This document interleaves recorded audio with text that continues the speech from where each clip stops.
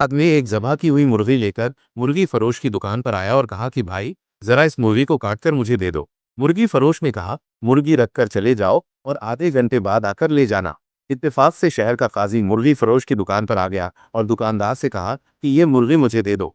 दुकानदार ने कहा कि ये मुर्गी मेरी नहीं बल्कि किसी और की है, और मेरे पास भी अभी कोई और मुर्गी नहीं जो आपको दे सकूं। काजी ने कहा कि कोई बात नहीं, यही मुर्गी मुझे दे दो। मालिक आए तो कहना कि मुर्गी उड़ गई है। दुकानदार ने कहा कि ऐसा कहने का भला क्या फायदा होगा, मुर्गी तो उसने खुद जबा करके मुझे दी थी, फिर जबा की हुई मुर्गी कैसे उड़ सकती है। काजी ने कहा, मैं जो कहता हूँ उसे गौर से सुनो, बस ये मुर्गी मुझे दे दो। इसके मालिक से यही कहो कि तेरी मुर्गी उड़ गई है, वो ज्यादा से ज्यादा तुम्हारे खिलाफ मुकदमा लेकर मेरे पास ही तो आएगा। दुकानदार ने कहा कि अल्लाह सबका पर्दा रखे, और मुर्गी काजी को पकड़ा दी। काजी मुर्गी लेकर निकल गया तो मुर्गी का मालिक भी आ गया और दुकानदार से कहा कि मुर्गी काट दी है। दुकानदार ने कहा, मैंने तो काट दी थी, मगर आपकी मुर्गी उड़ गई है। मुर्गी वाले ने हैरान होकर पूछा, भला वो कैसे? मैंने खुद ज़बह की थी, उड़ कैसे गई है? दोनों में पहले नोक-झोंक शुरू हुई और फिर बात झगड़े तक जा पहुंची, जिस पर मुर्गी वाले ने कहा कि चलो अदालत, काजी के पास चलते हैं, और चल पड़े। दोनों ने अदालत जाते हुए रास्ते में देखा कि दो आदमी लड़ रहे हैं, एक मुसलमान है जबकि दूसरा यहूदी। छुड़ाने की कोशिश में दुकानदार की उंगली यहूदी की आंख में जा लगी और यहूदी की आंख जाया हो गई। लोगों ने दुकानदार को पकड़ लिया और कहा कि अदालत लेकर जाएंगे। दुकानदार पर दो मुकदमे बन गए। लोग मुर्गी फरोश को लेकर जब अदालत के करीब पहुंचे तो मुर्गी फरोश अपने आप को छुड़ाकर भागने में कामयाब हो गया, मगर लोगों के पीछा करने पर करीबी मस्जिद में दाखिल होकर मीनार पर चढ़ गया। लोग जब उसको पकड़ने के लिए मीनार पर चढ़ने लगे तो उसने छलांग लगाई तो एक बूढ़े आदमी पर गिर गया, जिससे वो बूढ़ा मर गया। अब उस बूढ़े के बेटे ने भी लोगों के साथ मिलकर उसको पकड़ लिया और सब उसको लेकर काजी के पास पहुंच गए।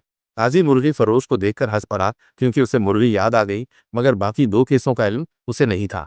जब काजी को तीनों केसों के बारे में बताया गया तो उसने सर पकड़ लिया। इसके बाद चंद किताबों को उल्टा पलटा और कहा कि हम तीनों मुकदमों का यके बाद दीगरे फैसला सुनाते हैं।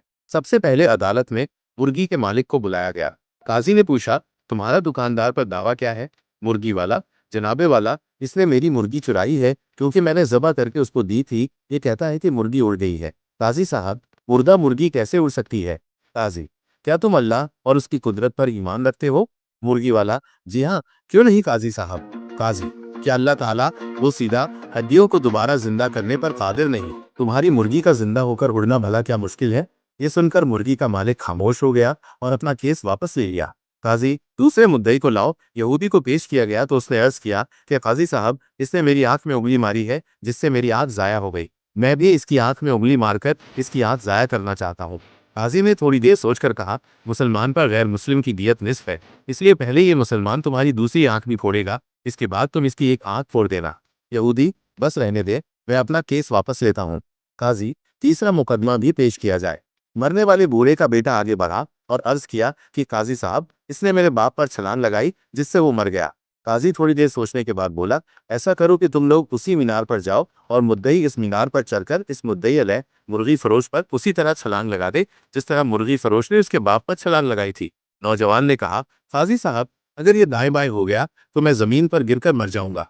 काजी ने कहा, ये मेरा मसला नहीं, मेरा काम अदल करना है। तुम्हारा बाप दाएं बाएं क्यों नहीं हुआ?